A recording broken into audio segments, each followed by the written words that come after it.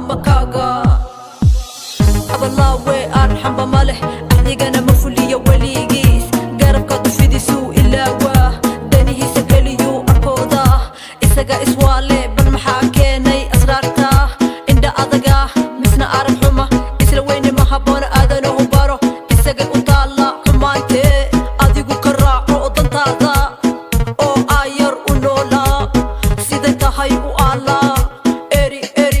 agtadana yu imaan ruuxan ku ogsoonayn abaalkaaga eri eber baa tahaye